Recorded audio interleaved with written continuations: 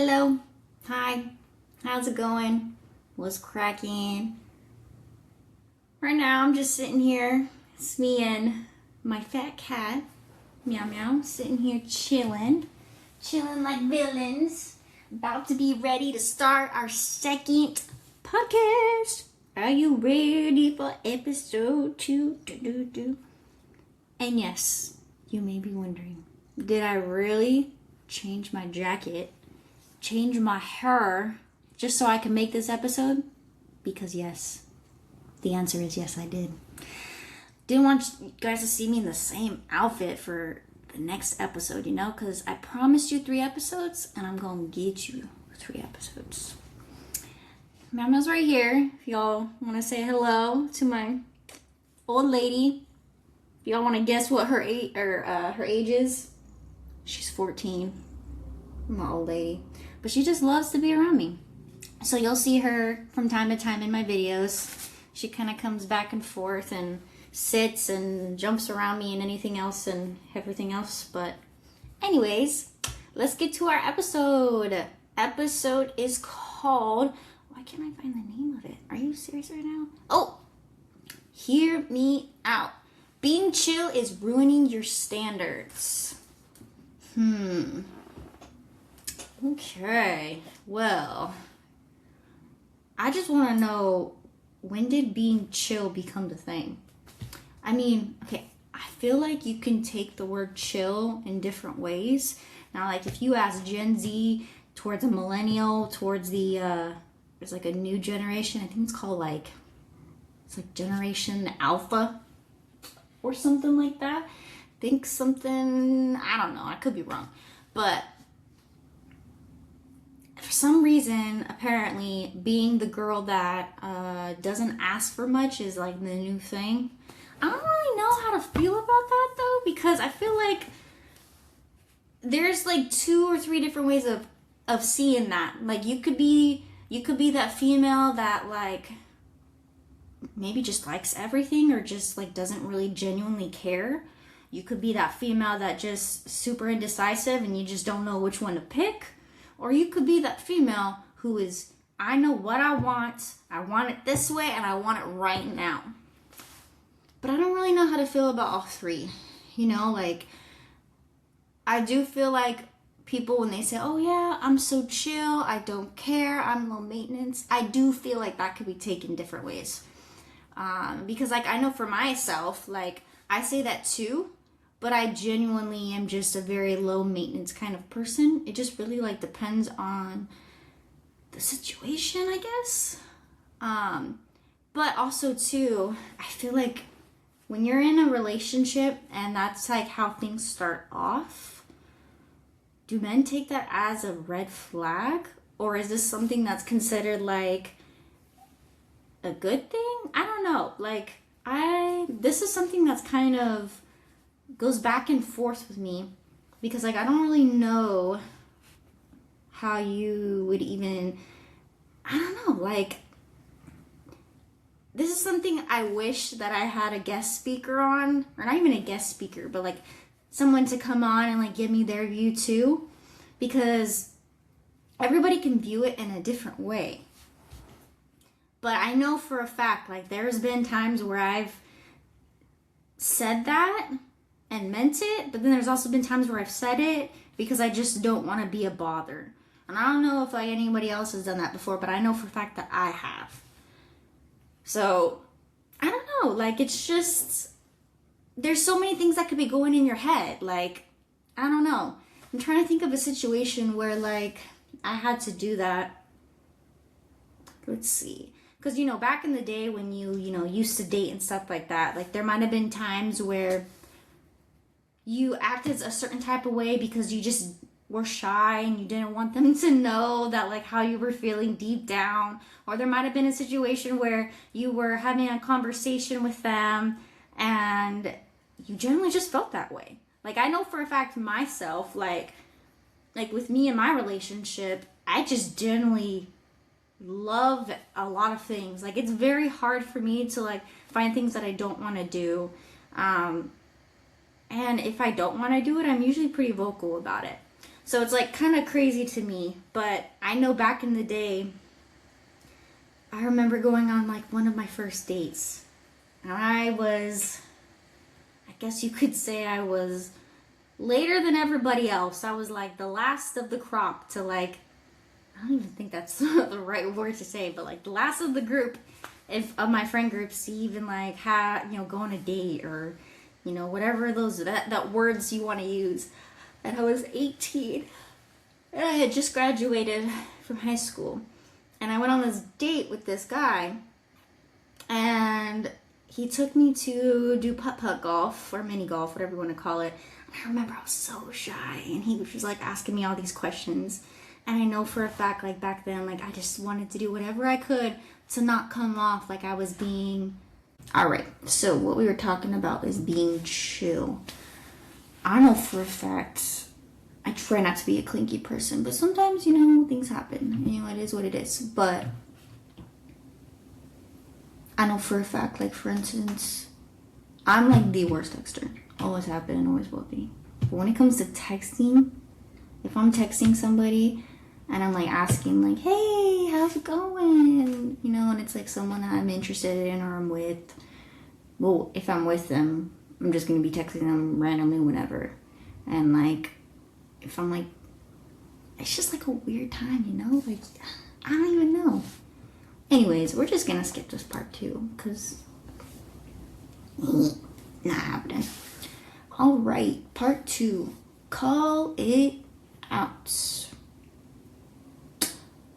Are we being chill or are we tolerating things that we don't actually like? Because I know for a fact I have the best story to explain. So my last relationship, my ex-husband, for those of you who don't know, I am divorced. I'm sure later on in the podcast I'll talk about that. But anyways, so there was one thing that I wouldn't even say I was chill about it at first. I was okay with it, but then like it became an issue, if that makes sense. So my ex, he used to game, well, he still games, but he was a gamer. And at the beginning, like he didn't game that much, like it wasn't that bad. But then like once we were married and stuff and things like that, like this is all he would do was game. He would come home, jump right up on that game. He would, even when we would go grocery shopping, this man would be like on his phone or whatever. I don't even know what games he would be playing, but this man always had to be playing or touching his game, and it used to irritate me so much. And that was something that I wish at the beginning I would have brought up, because if you don't bring things up in the beginning and you act like you're chill about it, those things can become big things that can affect your relationship later on or even in that moment, Bless you, Mama. It's just like, it comes off like it's a lack of effort, or like they don't want to be around you, or you're doing something wrong.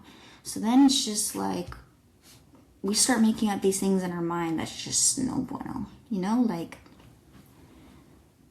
don't be that person that undercommunicates. Because I know for a fact that was one thing that I struggled with, is I would just let it go and not say anything. That's not being chill.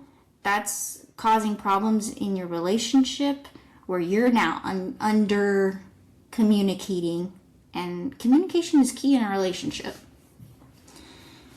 Okay, part 3. Why we do this.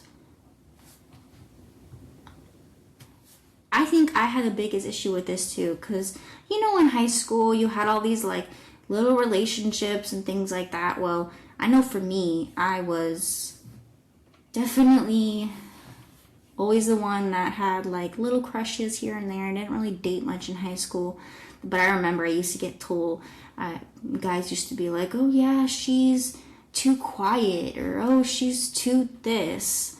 And instead of like defending myself and defending my not even my personality, I was just like and just let it go.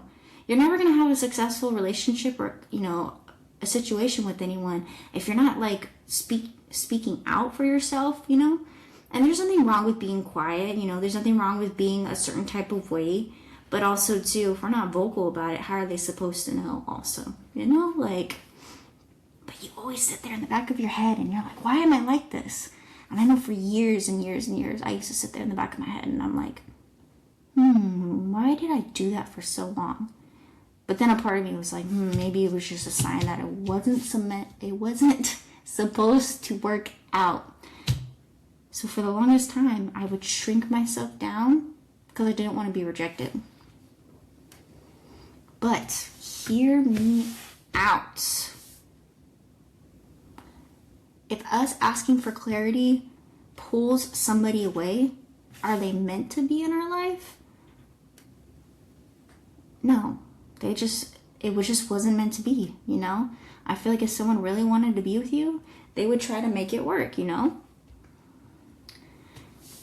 Why are we so comfortable with being misunderstood, but terrified of being too much?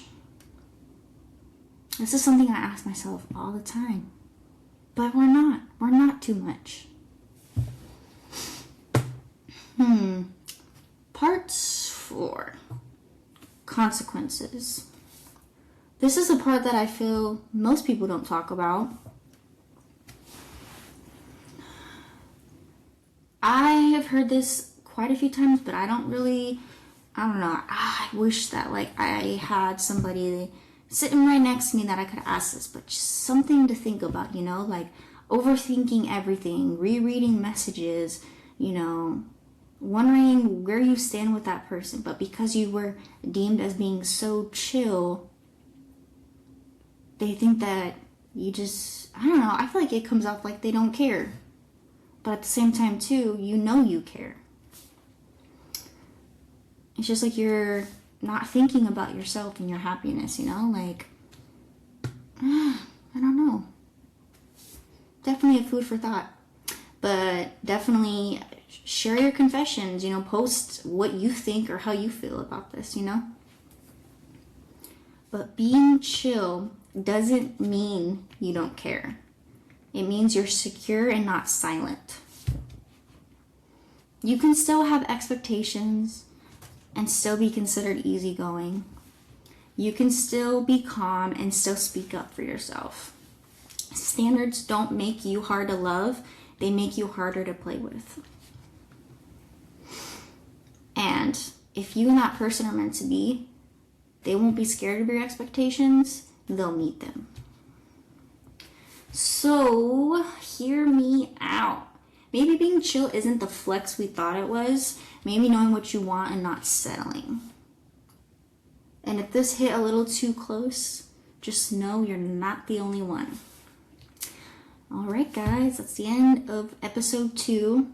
I promise you that as the weeks go on, the episodes will get longer.